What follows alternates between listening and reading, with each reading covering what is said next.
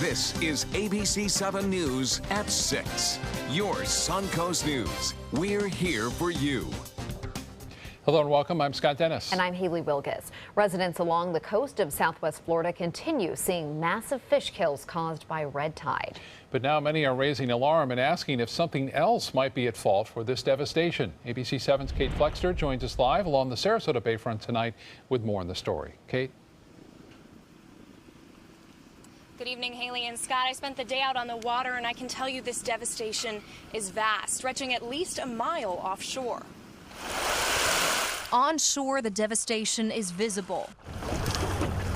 But a trip offshore and it becomes clear how vast it is. Fish floating farther than the eye can see and stretching from the northernmost point of Anna Maria Island 20 miles south to Venice. It's not just here, it's for miles upon miles upon miles. Brock Horner has lived in Florida for his entire life and has been through many a red tide, but he says none like this. I've been religiously on the water for 20 plus years, and I've never seen anything this catastrophic. That's why he believes it could be related to recent sewage dumping during Hurricane Hermine, when St. Pete alone dumped 136 million gallons of partially treated raw sewage mixed with rainwater into Tampa Bay. And we're talking millions and millions and millions of gallons of raw sewage dumped into these estuaries in the last few weeks. I'm not showing any symptoms of the red tide algae bloom, so that leads me to believe that it's something completely different. We asked Mote marine scientists if there's a potential link between higher levels of red tide algae and sewage. The red tide bloom is very unlikely associated with any kind of sewage dumps at all. But scientists did acknowledge that adding nutrients to an existing bloom could potentially increase red tide levels. Nutrients in water from, say, sewage doesn't initiate a bloom. It will not be responsible for bloom initiation. However, if there is a bloom close enough to shore to use that nutrients coming off the surface, then the bloom can actually sustain and prolong duration. Whatever the cause, though, Horner worries about the implications and the Gulf's ability to recover. This ecosystem can't sustain a blow that large and expect to sustain itself. Again, there's no proof of a connection between that sewage dump and this red tide. In the meantime, FWC is investigating those fish kills and taking water samples. Live in Sarasota, Kate Flexter, ABC7, your Suncoast News. Thank you, Kate. No matter the cause, of course, it has a big impact on our tourism and our fishing industry. And we've been lucky for a few years now. We really haven't had a widespread outbreak like this where it's been washing up on beaches so much. But we hope it goes away soon. But let's get more on the forecast and the wind direction and all that, which plays into this, Bob. Yeah, and having been down here 30 years and done a lot of fishing myself, I tell you what, going from a low concentration to a high concentration that quickly is a little bit unusual. I've never really seen it go that quickly into a high concentration. And obviously, a lot of fish kills well offshore that we just heard from the report there. Big storms now into the central part of the state, and you can see that storm activity stretching all the way off toward Highlands County. That's where the heaviest rain is, east of Wauchula, near Sebring, and northern sections of Highlands County getting dumped on right now. And the showers that were in eastern Manatee County have, for the most part, since moved on. Nothing going on along the coastline, so things looking pretty good there. We are still seeing that west wind, however. And as far as the current conditions go at the Sarasota Braden Airport, it's 87. The heat index has dropped 2 degrees, and the dew point temperature is now at 71. That dew point being a little lower makes it feel a little bit more comfortable to start the mornings off. We'll have much more on that coming up in a few minutes. Scott? Thank you, Bob. Governor Rick Scott in Polk County today to see firsthand the Mosaic sinkhole that leaked more than 200 million gallons of wastewater into an aquifer. That aquifer provides water to large parts of the state. Mosaic says it quickly reported the issue to state government officials, but has apologized for waiting 3 weeks to inform residents. Scott has ordered an emergency rule that calls for the public to be informed about similar incidents within 24 hours. There ought to have been public notification right away. That's an outdated law, and so that's why we did the emergency rule.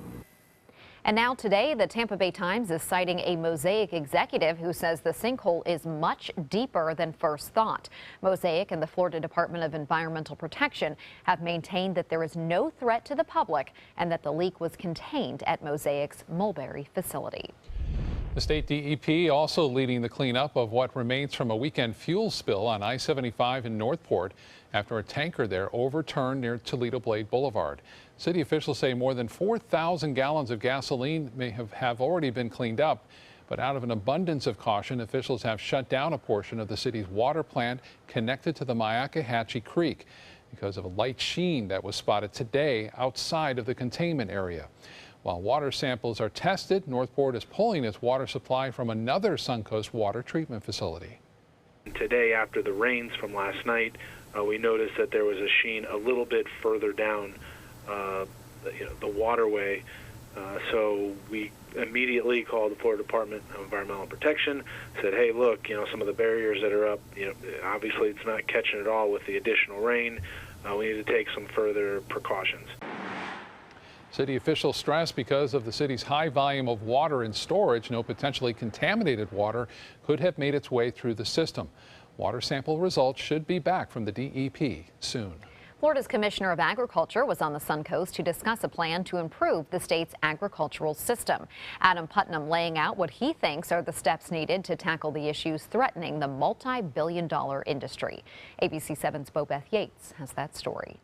From concerns about the state's water system to food production, the commissioner addressing a multitude of issues, including citrus greening. And the citrus industry is facing the fight of its life. Agriculture Commissioner Adam Putnam says citrus greening has had a devastating impact on the state's leading industry. The disease, which is carried by a bug and transferred to citrus trees, prevents the trees from growing and producing healthy fruit. And in many cases, the affected trees are abandoned. Citrus greening disease is wiping out thousands of acres of citrus. It's putting multi-generational growers out of business.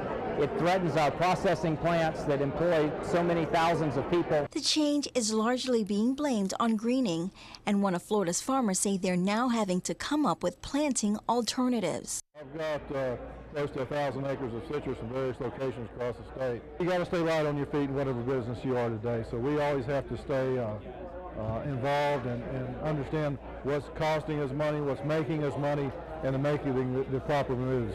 Jones says for him, that means focusing on some of the other crops he produces.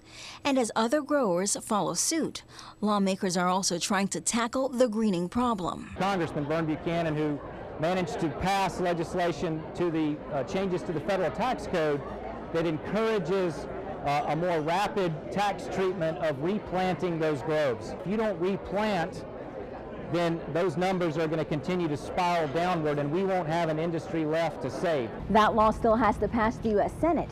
In the meantime, state lawmakers say they are working around the clock to find a research solution to citrus greening. Bobeth Yates, ABC7, your Suncoast News.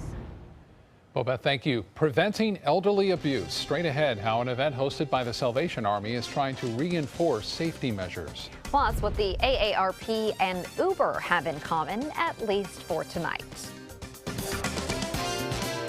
Annual wellness visits are important for healthy living. When you schedule your yearly exam, MCR Health Services is here for you. With over 25 healthcare centers featuring multiple services and 8 pharmacies, we are here for you. Call or click today. Get to Sunset Dodge Chrysler Jeep Ram in Sarasota today for deals worth celebrating during the Jeep Celebration event. Come shop the area's largest selection of Jeep Wranglers or check out a new Jeep Cherokee priced as low as $19,999. Stop by to see the stylish new Jeep Renegade starting at just $17,699. Or drive away in a new Jeep Patriot for just $14,999. Better prices, bigger selection. Go to Sunset Dodge Chrysler Jeep Ram in Sarasota. Today, everyone is looking for more fashionable choices in flooring than ever before. And G. Fried has responded with a huge selection of carpets, tile, wood, laminate, and vinyl. Installed by a highly skilled team, G. Fried has got everything you're looking for and more. The next time you think about quality flooring, think G. Fried Flooring America.